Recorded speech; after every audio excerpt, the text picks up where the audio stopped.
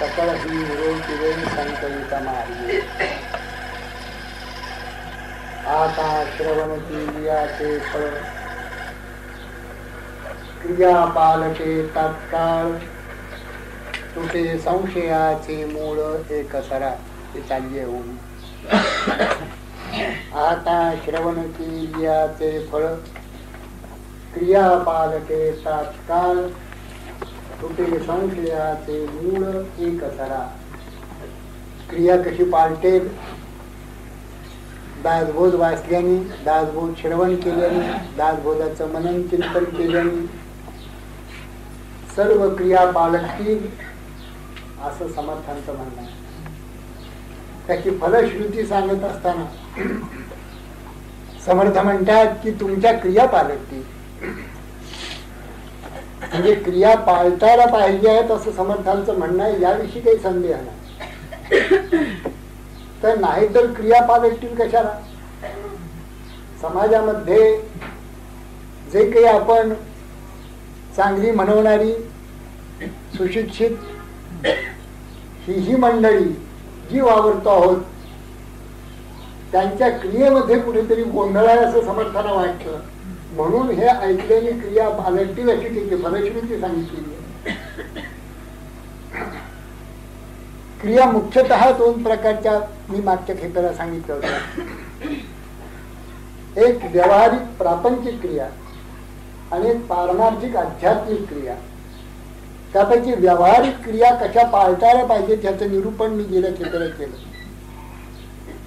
व्यावहारिक क्रिया खूपच पाळतायला पाहिजे. छोट्या मोठ्या जे काही क्रिया आपण करतो त्याच्यातूनच आपलं जीवन घडत असल्यामुळे या सर्व संत मंडळींना आपल्या क्रियेविषयी एक तऱ्हेचं करुणा म्हणा, कळवळा म्हणा असा आहे की असे का बरं हे कर्म करतायत, असं का बरं हे वागतायत, असं का बरं हे बोलतायत, असं का बरं हे चालतायत, असं का बरं हे खातायत. व्यवहारामध्ये वागत असताना दुसऱ्याला बरं वाटेल असं का बोलत नाही? उपनिषदांपासून आजपर्यंत सर्व मंडळी सांगत आली की गोड बोलावं, सदा बोलणे, नम्र वाचा, सुवाचा, जगी धन्य तो दास सर्वोत्तमाचा. समर्थ म्हणतात. उपनिषद सांगतात जिव्हा मे मधुमत्तमा, मधुमत्तमा कर्णाभ्याम भूरी विश्रुवम. जिव्हा मे मधुमत्तमा, अतिशय गोड अशी जीभ बोलू. सगळी मंडळी असं सांगतात. पुढा स्नेह पाझरे, माघा चालती अक्षरे, कृपा आधी अवतरे शब्द पाठे. साच आणि मवाळ मितले आणि रसाळ शब्द जैसे कल्लोळ अमृताचे. सर्व संत एकमुखाने आपल्याला गोड बोलायला सांगत असताना आपण काहीतरी त्याच्यापेक्षा निराळं बोलतो असं समर्थांच्या लक्षात आल्यामुळे ग्रंथाची फलश्रुती क्रिया पालटामध्ये होते असं समर्थांचं सांगणं आहे. म्हणजे हा ग्रंथ वाचल्याने निश्चितपणे बोलण्यामध्ये फरक पडेल असं समर्थांचं म्हणणं आहे. विशेषतः याचं जर चिंतन मनन घडलं तर बोलण्यामध्ये फरक पडलाच पाहिजे. हाताच्या करण्यामध्येही फरक पडला पाहिजे. आता हात फवारीत मारण्यासाठी, कोणाला त्रास मुद्रा दाखवणं हे देखील संतांना मान्य नाही. कपाळाला आठ्या घालून तुम्ही जर एखाद्याकडे बघितलं तर संतांना मान्य नाही. ते म्हणतात ही हिंसा आहे. अत्यंत प्रेमाने, अत्यंत नम्रतेने आपल्या सगळ्या क्रिया व्हायला पाहिजे. याचाच अर्थ असा आहे की सर्व ठिकाणी एक भगवंत आहे असा बोध आपल्याला व्हायला पाहिजे. तरच क्रिया धड होतील, नाही तर कशा होतील? बोधाप्रमाणे कर्म होत असतात, क्रिया होत असतात. ज्याला बोध झालेला आहे त्याच्या क्रिया पहा, संतांच्या क्रिया पहा. भर उन्हाळ्यामध्ये गोंदवल्याला मे महिन्याचे दिवस असावेत. खूप उन्हाळा होत होता. 106-108 डिग्री टेम्परेचर असेल. एक गाढव तडफड तडफड करून राम मंदिराच्या पुढेच पडलेले. मरणांतिका यातना झाल्याच्या, पाणी मिळालं नव्हतं, अन्न मिळालं नव्हतं, बरेच दिवसात असं ते तडफडत होत. महाराज आपल्या खोलीमध्ये विश्रांती घेत होते दुपारची. कुणीतरी जाऊन सांगितलं की गाढव तडफडत तडफडत तिथे राम मंदिरापाशी आलेला आहे. लागलीच महाराज आतून बाहेर आले. आता हे आपणही केलं असतं कदाचित. इथपर्यंतची क्रिया आपली त्यांची सारखीच आहे. आपणही आलं असं काहीतरी तडफडतंय तर आपण निदान बघूया. पण त्यांनी तेवढं केलं नाही. त्यांनी पाणी आणलं, त्याच्या अंगावर शिंपडलं, डोक्यावर ओतलं. इतकंच केलं नाही, त्यांनी गंगा आणली, मोठ्या प्रेमाने त्याला कुरवाळून त्याच्या मुखामध्ये गंगा घातली. ते गाढव महाराजांच्याकडे करुण मुद्रेनी कडून नजरेने पाहत होत. आणि त्या स्थितीमध्ये हे कुरवळत असताना त्यांनी प्राण सोडले. आता ही क्रिया, ही साधी क्रिया आहे. आपण या बाबतीत काय करतो, समजा तडफडत असलं तर आपण खास आपल्याला आपल्यासाठी आणलेली गंगा ती गाढवाच्या मुखात तर घालत नाही निश्चित.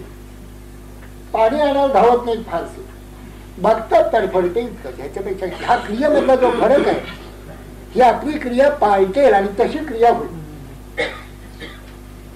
नाथाने कावड गंगीची आणली रामेश्वराला पोचवण्यासाठी. 500 वर्षापूर्वीची काशी यात्रा, रामेश्वरापर्यंत जायचं म्हणजे जन्माचं फलित सगळं मिळालं. पण ते गाढव तडफडत असताना अर्धी कावड त्याच्या अंगावर उतरली, अर्धी कावड त्याला प्यायला दिली गंगेची. ही त्यांची क्रिया आणि आपण जर तिथे असतो तर आपली क्रिया, याच्यामध्ये फरक आहे असं समर्थांचं म्हणणं आहे. आणि ही क्रिया जी आपली ही पाळतायला पाहिजे.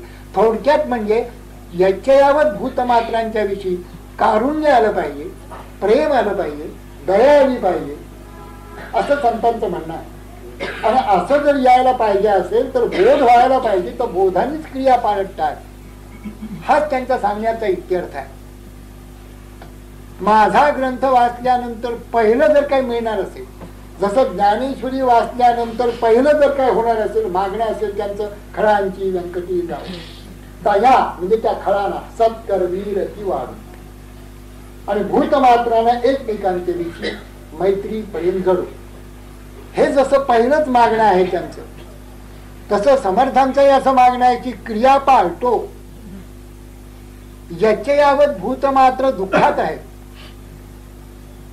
बहुतेक मंडळी का दुःखी आपण आहोत याची कल्पना त्यांच्या मनामध्ये, त्यांच्या चिंतनामध्ये येऊ शकत नाही. त्यांना कळत नाही असं का व्हावं. मी तर रोज पूजा करतो आहे,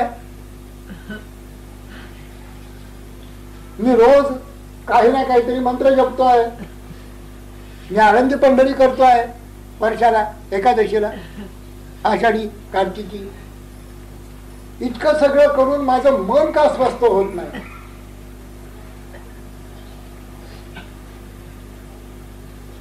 पूजा करूनही स्वस्थ होत नाही, आळंदी पंढरी करूनही स्वस्थ होत नाही, काशी यात्रा करून आलो, मध्ये हिमालयाची जाऊन आलो, बद्री केदार नारायण सगळं बघून आलो, करून नाही.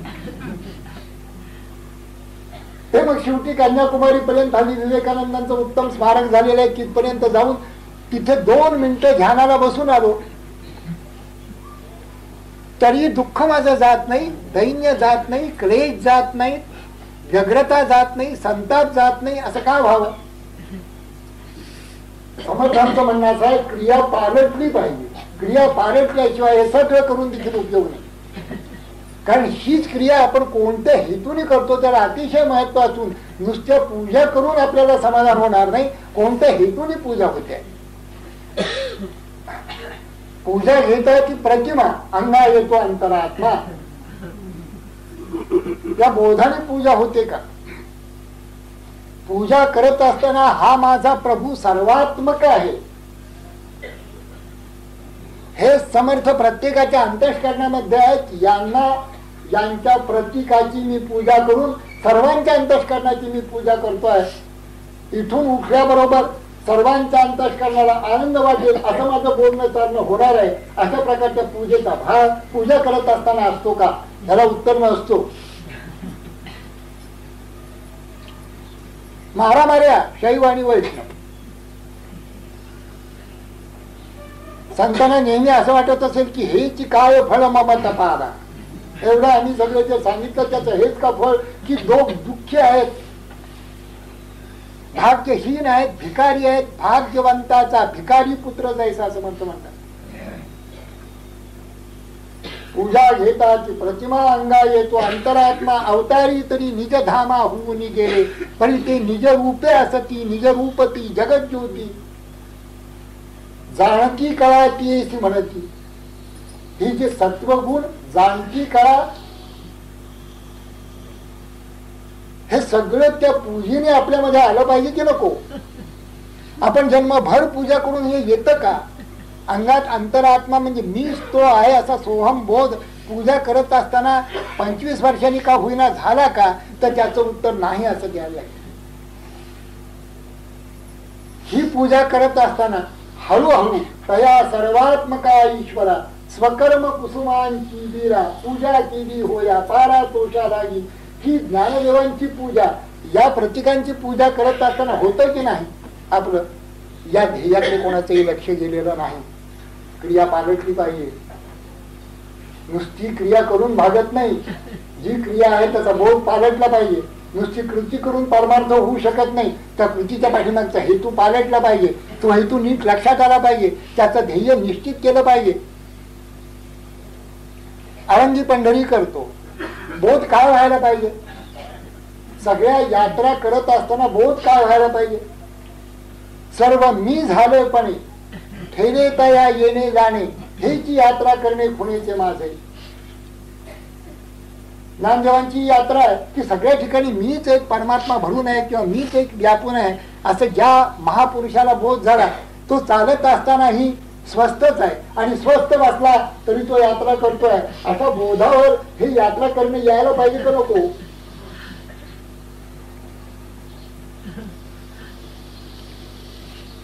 नेणता कोटीवरी साधने केली नाना परी तरी मोक्षाचा अधिकारी होणार नाही. राम राम जप केलाय, जपाची फलश्रुती काय पाहिजे? क्रिया उत्तम चाललेली आहे, नामस्मरण चालले आहे. काय व्हायला पाहिजे? नामस्मरे निरंतर ते जाणावे पुण्य शरीर. आपलं शरीर पुण्य झालं की नाही प्रत्येकाने बघा.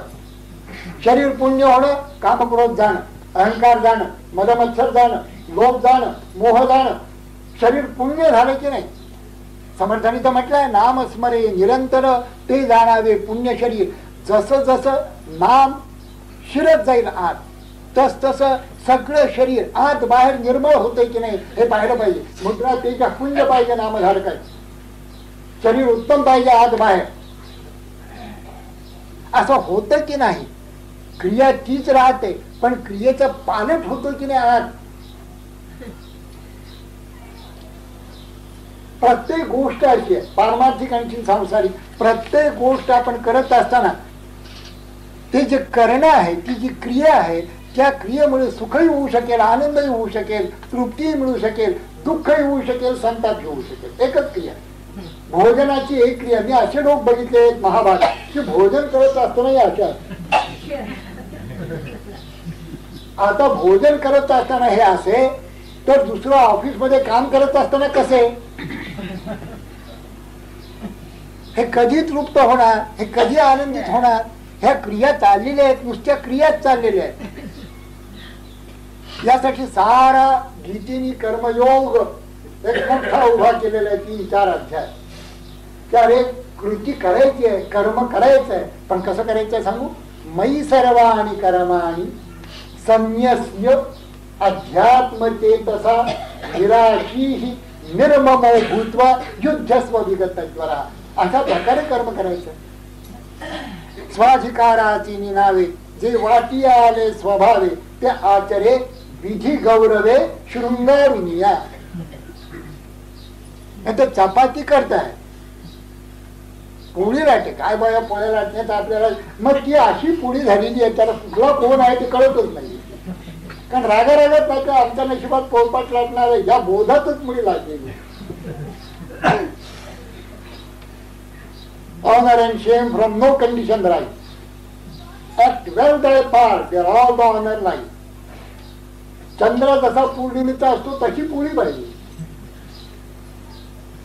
समोर टाकल्याबरोबर असं वाटलं पाहिजे वा भूक नसली तर भूक लागली पाहिजे, तिच्या असलेली भूक मरते. क्रिया पालटे. सकाळी उठल्यापासून रात्री झोपेपर्यंत ध्यानाला बसते संतापूर. सगळं मन व्यग्र आहे, ध्यान होणार कसं सांगा. ध्यानात प्रसन्न पाहिजे. प्रसन्न मन गगनी विघता गगन रूप होते सर्वथा. त्या गगनाचा द्रष्टा मी ऐसे भाविता उन्मनावस्था प्राप्त होय. प्रसन्न मन नसलं तर गगनामध्ये ते जाणार कसं, चिदाकाशात लीन होणार तरी कसं. क्रिया पालटे. क्रिया पालटली पाहिजे. अप्रसन्नता चालली नाही, फेकून दिली पाहिजे, काहीतरी करायला पाहिजे. अशा क्रिया करायला पाहिजे की ज्यामुळे आपल्याला समाधान, प्रसन्नता, तृप्ती राहील. ऐसे काहो न करा काही पुढे नाश नाही ज्या. तुकोबाई कळवळून सांगतात असं का करत नाहीत लोक की ज्यामुळे आपल्याला आपण अविनाशी आहोत, आपल्याला नाश नाही असा बोध त्याला होईल. अशा क्रिया का करत नाही. क्रियावरच सगळं आहे ना. आधी कर्माचा प्रसंग, कर्म केली की पाहिजे चांग. प्रथम कर्माचाच प्रसंग सकाळी उठल्यापासून आहे ना रात्री झोपेपर्यंत. ध्यान झालं तरीचे कर्म आहे, नामस्मरण झालं तरीचे कर्म आहे, पूजा झाली तरीचे कर्म आहे, ऑफिस धंदा झाला तरी ते कर्म आहे. या कर्मामध्ये कोणत्या प्रकाराने वागला असताना आपल्याला तृप्ती, समाधान प्राप्त होईल हे पाहिलं पाहिजे. आणि जर होत नसेल क्रिया पालटली पाहिजे, बोध पालटला पाहिजे, ध्येय पालटलं पाहिजे. कृती ज्या पद्धतीने होती ती पद्धत पालटली पाहिजे. क्रिया पालटे. हा ग्रंथ वाचला तर ते होईल असं समर्थांचं म्हणणं. सर्व जीवनच मुळी क्रियेवर आणि कर्मावर अवलंबून असल्यामुळे आपले कर्म त्या बोधाला सुसंगत होतात की नाही, आनंदाला सुसंगत होतात की नाही. हीच कर्म करत असताना ज्ञानदेव तृप्त होऊन गेले, हीच कर्म करत असताना समर्थ तृप्त होऊन गेले, हीच कर्म करत असताना शेकडो संत तृप्त होऊन गेले. आणि तीच कर्म करत असताना 60च्या उमऱ्यावर येऊन आम्ही अतृप्त का याचा शोध आपण घेतला पाहिजे. म्हणून पहिलं फलित सांगत असताना पहिल्यांदा फळ काय मिळेल. क्रिया पालटे तात्काळ. आता तात्काळ हा शब्द चमत्कारी आहे. तात्काळ आमच्या क्रिया काय पालटतात. ब्रह्मदेव जरी आला तरी नाही.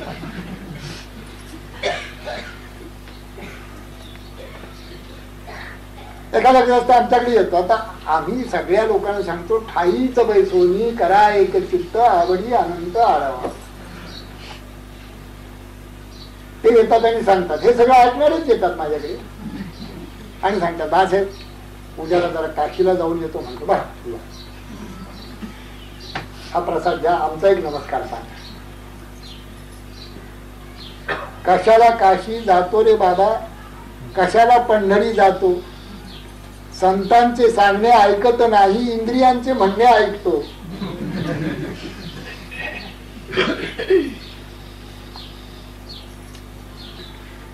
काशीहून आले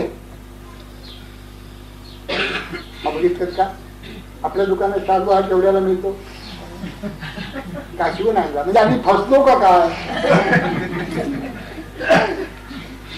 कसं क्रियेने ह्या क्रियाने कसं होणार सांगा बरं. म्हणजे कोणतं फळ आपल्याला अपेक्षित आहे. ह्या ज्या सगळ्या क्रिया आपल्या आहेत. काशीला जे जायचं ते विश्वेश्वराला भेटण्यासाठी. शंकरांनी तिथे तप केलेलं आहे म्हणून गंगा पावन झालेली आहे. जर काशीला जायचं झालं तर अशा बोधाने जायचं की आता मी प्रभूला भेटायला चाललेलो आहे. जीव शिवाला भेटायला चालले. जीवशिवाची गाठ पडणार आहे, जीवशिवाचं ऐक्य होणार आहे. तो बाजार कुठे आहे, ते शालू कुठे आहे, ते आहेत पुण्यात पुष्कळ आहे. त्या आणखीन काशीला जाऊन आणायला नको. त्यात पैसे स्वस्त असोत महाग असोत ते आपल्याला काही त्याची आवश्यकता नाही. बघायचं देखील नाही. पंढरीला गेले म्हणजे कुंकवाचे कंडे, माळा काय विचार नका. तो बाजारच आहे बाहेर आणि तिथेच सगळे रंगलेले असतात. पंढरीनाथांचं दर्शन पटकन करून इकडे शांत फळागतपणा गेला. या क्रिया पालटल्या पाहिजेत असं संतांचं म्हणणं आहे. पालटतील असं आश्वासन समर्थाने आपल्याला दिलेलं आहे. तात्काळ याचा अर्थ या जन्मात देवाची द्वारी उभा क्षणभरी, म्हणजे क्षणभरी म्हणजे जन्मभर, जन्मभर. क्षण याचा अर्थ जन्म असं पंचदशीकारांनीच केलेला असल्यामुळे शास्त्राचाही त्याला आधार आहे. जन्म क्रिया पालटे तात्काळ याचा अर्थ या जन्मातच क्रिया पालट. आणि क्रिया पालटल्याबरोबर आनंद साम्राज्यात तो चक्रवर्तीच होतो.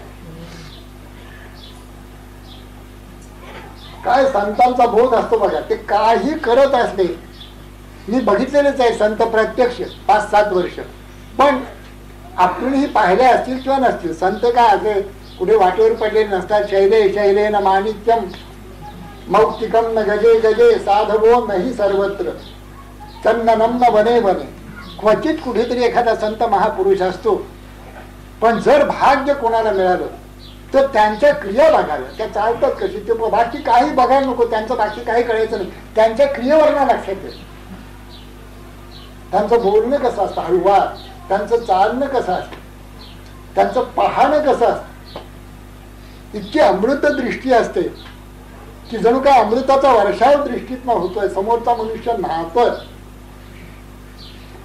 शांती किती असते, कारुण्य किती असतं. आपण उदंड अपराध जरी केलेले असले आणि त्यांच्या समोर येऊन उभं राहिलं तर जणू काय आपले अपराध सगळे ते माफ करतात असं न बोलता ते लक्षात येतात की गेले गेले सगळे अपराध गेले. चाल मागे नको पाहो तुझं जमाना आम्ही आहो. तुका म्हणे काळा निघ नाही निगती ज्वाळा.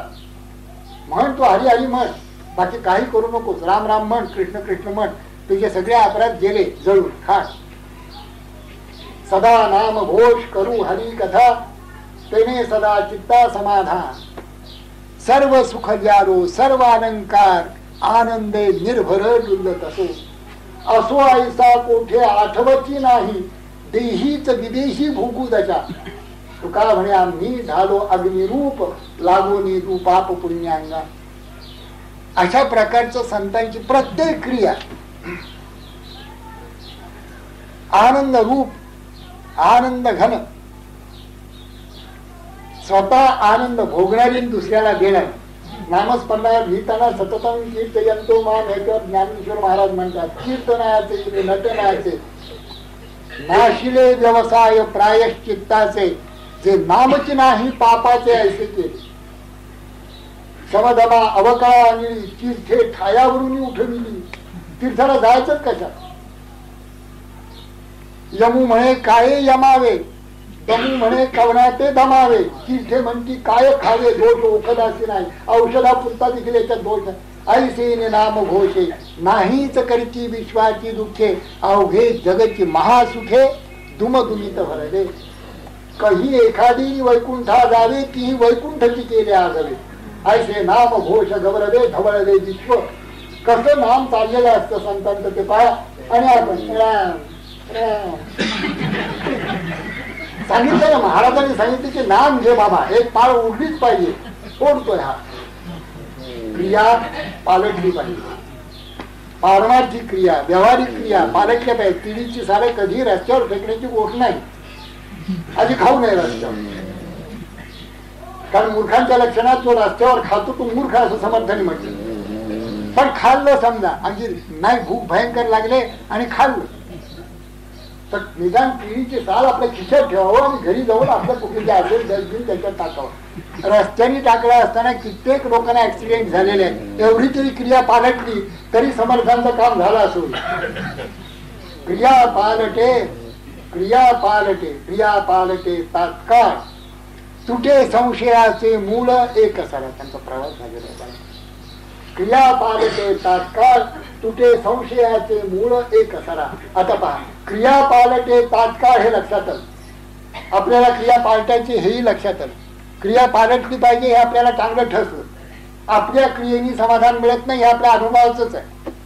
काहीतरी क्रिया अशा केल्या पाहिजेत, अशा पद्धतीने कर्म केली पाहिजेत की ज्या कर्मामध्ये मी आणि माझं नाही. ज्या कर्मामध्ये भगवत हरिस्मरण पूर्वक सारं कर्म होत आहे. जी कर्म हरिस्मरणात विना होतच नाहीये प्रत्येक कृती हरी रागवला एखाद्या मनुष्यावर तरी देखील मध्येच राम राम म्हणावं आणि मग पुन्हा बोलावं. रागवायला लागतं, संसार आहे, रागवायला लागतं. रागवलं तरी मध्येच हरिस्मरण करावं आणि मग पुन्हा बोलावं त्याला काय बोलायचं. पण हरिस्मरण शिवाय कोणतीच क्रिया करू कळलं आपल्याला. क्रिया पालटे तात्काळ. आणखीन एक महत्वाची महत्वाची गोष्ट सांगितली. तुटे संशयाचे मूळ एक सारा. ठिकठिकाणी संशय आहे, पण येथे अनुमान राहिला तरी परमार्थ तो केला तो वाया गेला. प्राणी संशय गुंडाळला अकस्मात. परमार्थामध्ये देखील संशय, नामस्मरणाशी विषयी संशय, भक्तीविषयी संशय, आई बापांच्या विषयी संशय, सद्गुरूंच्या विषयी संशय, देवाविषयी संशय असतो खरा.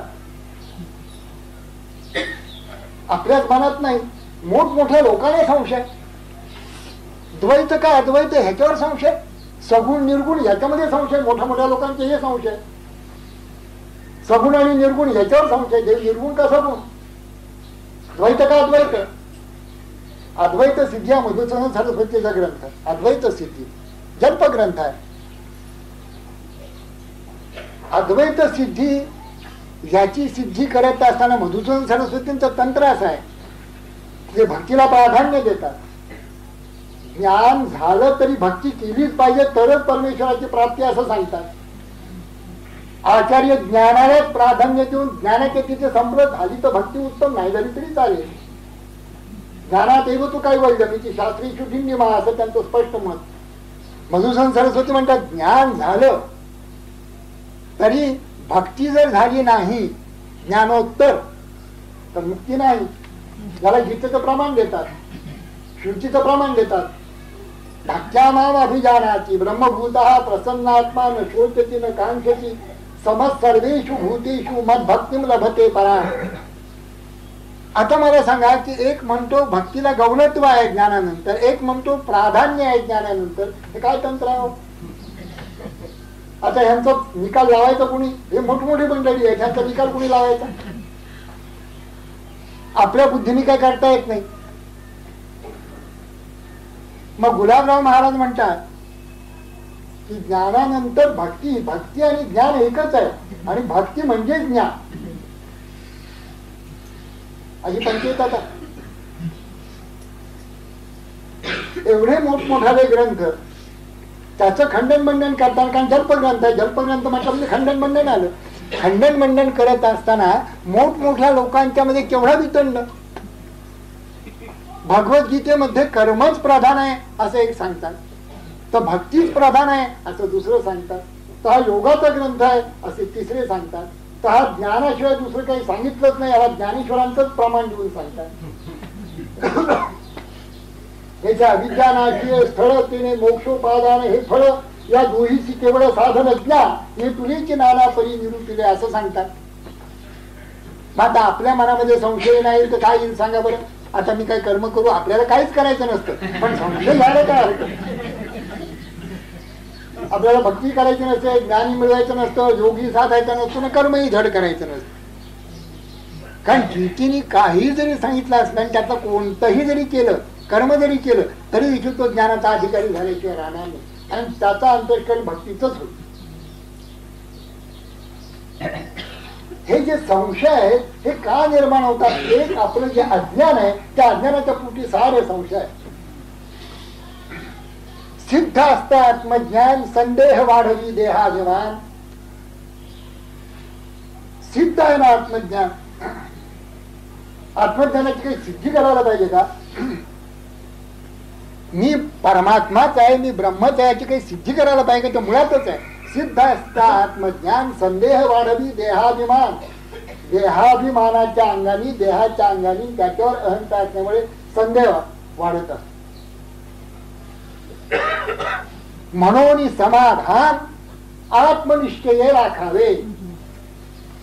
जर आत्म्याचा निश्चय झाला जर पूर्णपणे सोहम मध्ये जर तो गेला, तोच मी आहे सच्चिदानंद असं म्हटलं की देहाभिमान संपला, संदेह संपला. कारण देहाभिमानाचं मूळ आहे, संदेहाचं मूळ आहे देहाभिमान.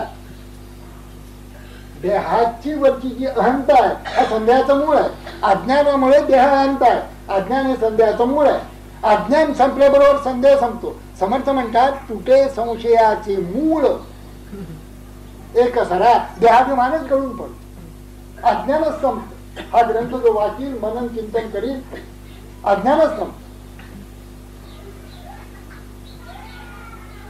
किती गोड लिहिलंय. मला तर नेहमी असं वाटतं समर्थांच्या ओव्या वाचत असताना किती सोपे शब्द आणि किती खोल अर्थ. क्रिया पालटे तात्काळ ह्याच्यावर कितीतरी वेळा आपण पारायण केली असती. क्रिया पालटे तात्काळ बरं ठीक लिहिलं त्याने. क्रिया पालटली पाहिजे कुणीतरी, किंवा पालटते कोणीतरी पालटी किंवा तरी पालटते आपली क्रिया. आत्ताच पालटायला पाहिजे असं लक्षात येत नाही. तात्काळ म्हटलंय ना. आणि जिथे सुरुवात तरी करायला पाहिजे हेही लक्षात येत नाही. तशी सुरुवात केली नाही तर आपल्याला सुख समाधान मिळणार नाही हेही लक्षात येत. पहा आपण संबंध भगवद्गीता स्थितप्रज्ञाचं लक्षण सांगत असताना स्थितधी किम प्रभाषे किम आसीत व्रजेत किम, कसा बोलतो, कसा चालतो, कसा हलतो ते सांग. बसतो कसा ते सांग. स्थितप्रज्ञ बसतो कसा. मग त्याला उत्तर दिलं युक्त आसीत मत्पर, मत्पर होऊन युक्त होऊन माझ्याशी बसतो. युक्त आसीत त्याच्यात स्थितप्रज्ञामध्ये. चालतो कसा, पुमांश्चरति निस्पृहः निर्ममो निरहंकारः, निरहंकारी होऊन निर्मम होऊन तो चालत असतो. चरती कसे शब्द आहेत. का नाही शांती प्राप्त होणार सांगा. तो निस्पृह निरमम निरहंकारी असून जर तो चालत असेल, जगात व्यवहार करत असेल, निश्चितपणे समाधान तृप्ती आनंद. तो जर सकाम होऊन अहंकारी होऊन फुंज अहंकाराचा असा ठेवून जर चालत असेल, आपल्या घरच्या लोकांनाही तो आवडणार नाही तर बाहेरच्या लोकांचं काय. आणि समाधान कुठे. समाधान काही नव्हे तान माने, नव्हे योग यागे, नव्हे भोग त्यागे, समाधान ते सज्जनाचे नियोग. संतांच्या संगतीमध्ये अथवा त्यांच्या ग्रंथांच्या संगतीमध्ये आपल्याला निश्चित कळतं की देहाभिमानाच्या पोटी हे सगळं आहे. सारा जीवनाविषयी संदेह संशय जीवनामध्येच कालवलेला आहे. ठीक आहे, संशय कल्लोळ नाटक नको.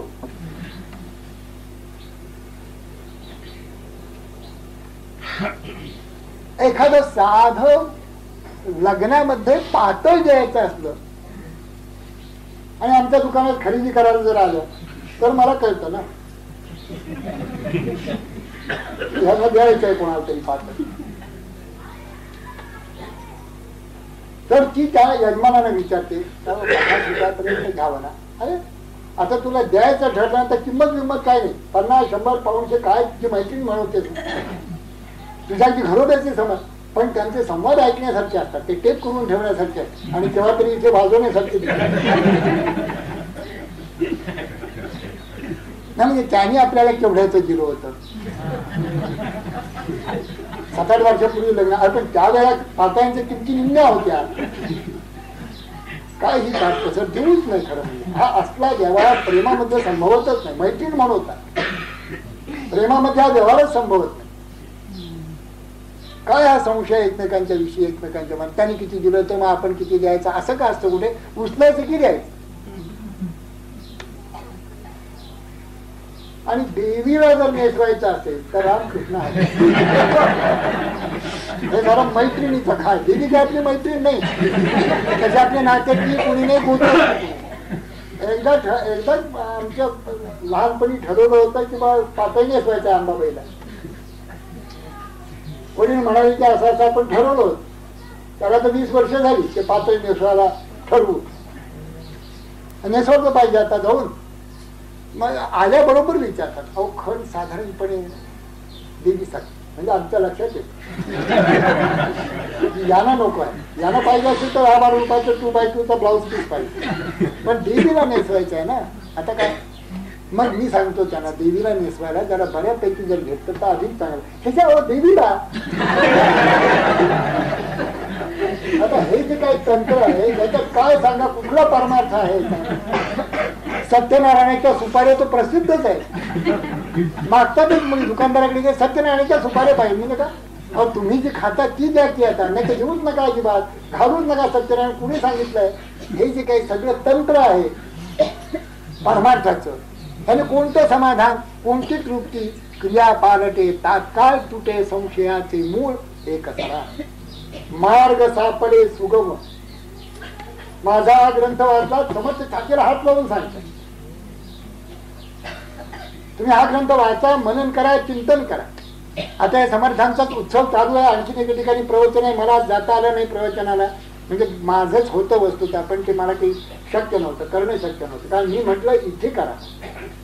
इथे मंडळी 100-500 मंडळी जमत असतात, नित्याच आहे. 10-12-14 वर्षाचे श्रोते तयार आहेत. तुम्ही सगळी मंडळी इथे, ते म्हणाले बस तसं करता येणार नाही. मग म्हटलं बघ जाऊ दे, मग आमचं जे चालू आहे ते ठीक आहे, मी केव्हा तरी येईन, आणखीन करीन प्रवचन. पण समर्थ उत्सव चालू आहे. आज दास नवमीचा उत्सव आता चालू झालेला आहे. दासबोध त्याचा उत्सव, दास महाराजांचा, दास समर्थांचा उत्सव, असा सगळ्या त्यांच्याविषयीचा उत्सव. आणि शिवाय आता 300वा जन्मदिन होतोय समर्थांचा. तर या सगळ्या प्रकारामध्ये जर बघितलं आपण तर समर्थ वाङ्मय पूर्ण आत जाऊन, खोलवर जाऊन आहे तरी काय या महापुरुषांनी लिहिलेलं तपासायला पाहिजे. आणि या हेतूने आणखी बाकीचे गौण हेतूने हे इथे दासबोध सुरू केलं आहे. कारण ही मुख्यतः आहे, लेखी दिलेला आहे. त्यांचं एक सज्जनगडावरून कुठलं तरी आता एक मोठं मासिक निघतंय, त्याच्यामध्ये समर्थांचा सोहंबोध हा लेख आहे, लिहिला त्यांचं पत्र आहे. ह्याचा अर्थच असा आहे की समर्थांचं वाङ्मय आपण जर नीट परिशीलन केलं नाही, काय या महापुरुषांनी आपल्यासाठी करून ठेवलंय, केवढा मोठा खजिना आहे, त्याची किल्ली तर सापडली पाहिजे. त्यांचं स्पष्ट म्हणणं आहे, सद्गुरु कृपा तीच किल्ली, जेणे बुद्धी प्रकाश द्वैत कपाटे उघडली एक सरा. वस्तुता समर्थ महात्व संप्रदाय म्हणजे द्वैती वस्तुता, परंतु द्वैती असून ते पूर्ण अद्वैती वेदांत सांगतात. नेहमी नेहमी अद्वैत वेदांत. फक्त भक्ती सुखा लागी आपण जाहला दो जागी असे ज्ञानोबांचं वचन तेही मानतात. निर्गुणाची जर भक्ती करा असं म्हणा तर निर्गुणाची भक्ती संभवत नाही. आणि सगुण तुम्ही म्हणता काहीच नाही तर त्याची भक्ती कशाला करू असं शिष्याने प्रश्न विचारला असताना ते म्हणतात साहेबाची डोटांगणी जावी, नीच्या सारीचे व्हावे आणि देवाचं न बजावे हे कोण ज्ञान. निर्गुण नेले संदेहाने, सगुण नेले ब्रह्मज्ञाने, दुहीकडे अभिमाने मोस केले. हे असं काही उपयोगाचं नाही. तू सगुण आणि निर्गुण एकच आहे हे संत जाणतात. तू सगुणाची भक्ती कर. अरे सगुण हे या सगुणाच्या भक्तीनेच निर्गुणाला आपोआप जाते. सगुणाची आधारे निर्गुण पाविजे निर्धारे, निश्चितपूर्वक सारा सार विचारे संत सांगे. तुला संत सांगतील की सगुण आणि निर्गुण कसं एक आहे, तुला काय कळतंय असं ते म्हणतात. मी म्हणत नाही तुला काय, हे म्हणतात तुला काय कळतं त्याच्यामध्ये. सगुण निर्गुण एकच आहे. संशयाचं मूळच काढायचं आणि अत्यंत सोपा मार्ग परमार्थाचा समर्थाने सांगितलेला आहे. मार्ग सापडे सुगम, अत्यंत सोपा. परमार्थ अवघड वाटतो का? मुळीच नाहीये. प्रत्येक कृतीमध्ये तुमचा परमार्थ असू द्या, प्रत्येक कृती हरिस्मरण पूर्वक होऊ द्या, प्रत्येक कृती मी माझं टाकून होऊ द्या. आहे तुटुके देवाचे ऐसे वर्तणे निश्चयाचे, मूळ तुटे उद्वेगाचे येणेरीची. आहे तितकं सगळं भगवंताचं आहे असं पक्का बोध मनामध्ये ठेवून जेवढं काही तुला करायचं असेल, जे प्राप्त असेल, जे धर्मी असेल ते तू कर, बिनदिक्कत कर, संशय ठेवू नकोस. या कृतीने देखील तू माझ्याकडेच येशील, या कर्माने देखील माझ्याकडेच येशील. अशी कर्म कर की ज्या कर्माने आनंद वाढेल, समाधान वाढेल, तृप्ती वाढेल, भगवंत भेटेल. अशा पद्धतीने कर्म कर. मार्ग सापडे सुगम, न लगे साधन दुर्गम. दुर्गम साधन याचा अर्थच मुळे हठयोगाकडे त्यांचं बोट असतं. नाही या मंडळींचं, सगळ्या मंडळींचं बोट हठयोगाचं आहे. ज्ञानेश्वर महाराज ज्या नाथ संप्रदायाचे त्या नाथ संप्रदायामध्ये काही मंडळी हठयोगी होती आणि काही राजयोगी मंडळी होती. अडवंगीनाथ, चरपटनाथ, नेमिनाथ, कानिफनाथ वगैरे ही सगळी मंडळी हठयोगी. इकडे गोरक्षनाथ, गहिनीनाथ, निवृत्तीनाथ, ज्ञानदेव ही सगळी मंडळी राजयोग. राजयोग आणि हठयोग ह्याच्यामध्ये फरक आहे. यम, नियम, आसन, प्राणायाम सगळ्या ठिकाणी दोन्ही ठिकाणी एकच आहे. परंतु तरी देखील त्याच्यामध्ये असा फरक आहे की हठयोगामध्ये तिन्ही बंधासहित प्राणायाम करायला लागतो. मूळ, जालंधर आणि ओव्या हे तिन्ही बंध लावूनच प्राणायाम करायला लागतो हठयोगामध्ये. तर ती शक्ती जागृत होऊन साही चक्र ओलांडून ब्रह्मरंध्र भेदून आपल्याला जे काही इप्सित आहे, आपलं मन अत्यंत निस्तरंग करण्याचं इप्सित ते प्राप्त होत, ते साध्य होत. हा मार्ग अत्यंत अवघड असून प्राण चिदाकाशामध्ये लीन होताना अतिशय त्रास असतो.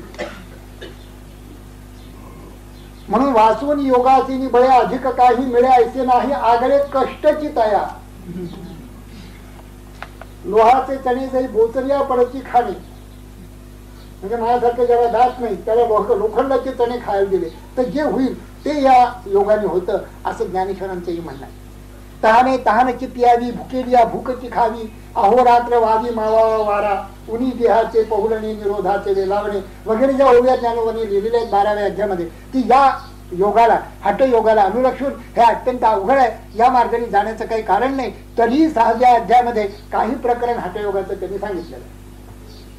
अतिशय उत्कृष्ट वर्णन हठयोगाचं त्या 6व्या अध्यायामध्ये ज्ञानोबांनी केलेलं आहे. पण शेवटी राजयोग आहे, सुरुवातीला राजयोग. राजयोगामध्ये मन चिदाकाशामध्ये लीन करायचं असून प्राण आपोआप पांगळे होतात. हा मार्ग अत्यंत सोपा असून सहज बसायचा आहे. याच्यात मूळ बंध नाही, अज्ञान नाही, जालंधरी नाही. तिन्ही बंद घालण्याचं काहीच कारण नाही. साधं ताट सरळ एका आसनावर 1 तास, 1.5 तास, 2 तास बसता येईल इतकी तयारी झाली की आसन सिद्ध झालं. 1.5 तासाचं आसन हे चालतं. पतंजलीने प्रहर, अर्धा प्रहर म्हटलंय. 1.5 तासाचं आसन म्हणजे अर्धा प्रहराचं आसन इतकं पुष्कळ झालं. या दिवसामध्ये आपल्याला वेळ नाही, विशेषतः बसायला वेळ नाही. भटकाला भरपूर वेळ आहे पण बसायला वेळ नाही. पतंजलीला माहित होत प्रहर, अर्धा प्रहर इतकं पुरे. असं बसून आपल्या श्वासाबरोबर सहजच सोहम करायचं आहे आणि श्वास आणखी ते मन, विशेषतः मन हे चिदाकाशामध्ये लीन करायचं. मन लीन झाल्याबरोबर श्वास आपोआप पांगळे होऊन लीन होतात. असा राजयोगाचा थोडक्यात आराखडा आहे. हे सद्गुरूंच्याकडनं समजून घ्या. पहिला मार्ग अत्यंत दुर्गम आहे, दुसरा मार्ग अत्यंत सुगम आहे. या श्वासाबरोबर नाम जर घेतलं तसंच बसून तर तेही त्या स्थितीला आपल्याला नेऊन ठेवतं. म्हणून नामस्मरण त्या श्वासाबरोबर अशा पद्धतीने जर ताट बसून केलं तेही सद्गुरूंच्याकडनं समजून घ्या. तर जर केलं तर तरी देखील त्या व्यक्तीला या जन्मामध्ये मोक्ष निश्चित. सगुण निर्गुण उपासना, नाम घेतलं तिथं सगुण उपासना होते, सोहम केलं तर निर्गुण उपासना होते. सगुण निर्गुण दोन्ही उपासना सार्थक आहे. पण हठयोगाचं मात्र तसं नाही. तिथे नाम नाही, तिथे भक्ती नाही. ते परमेश्वराला विचारतच नाही. ते म्हणतात आम्ही आमच्या शक्तीने जाऊ. याच्यामध्ये अत्यंत क्लेश आहेत आणि प्राण वर जाताना अत्यंत तडफड आहे असं नाथांनीही सांगितलेलं. आज्ञाचक्र अति अवघड, केवळ हंसाचे राऊळ, तेथे पावावया योग बळ अति प्रबळ पाहिजे असं नाथांनीही सांगितलं. हे पावावया माझे स्थान, अति गुह्य आहे अनुष्ठान. नाथ म्हणतात सोहम हंसाचे स्मरण सावधाने जो साजी. प्राणाचे निगमनागमने सोहम हंसाचे स्मरणे सावधाने जो साधू जाणे तेने पावणे हे स्थान. असं नाथांनी मोठ्या सुंदर गोड शब्दामध्ये याचा उपन्यास केलेला आहे. हठयोग जो आहे तो हठयोग अत्यंत अवघड असून सगळे संत त्या हठयोगाकडे दुर्गम, क्लेशकारक असं बोध दाखवतात सगळे संत. हे ज्ञानेश्वरांसकट तसंच इथे देखील समर्थांनी नलगे साधन दुर्गम. हे दुर्गम साधन करण्याचं तुम्हाला काही कारण नाही. ते पोट खपाटीला न्यायला नको, त्या हनवटी हाडामध्ये कोंबायला नको आणि ते डास खाली लावून त्याच्यावर आपलं शरीर राहील अशा प्रकारचंही करायला नको. साधं सोपं तुम्हाला साधन सांगतो. सोहम हंसा स्वानंद घन अजन्मातो तूची जाण हेच साधूचे वचन सदृढ रे.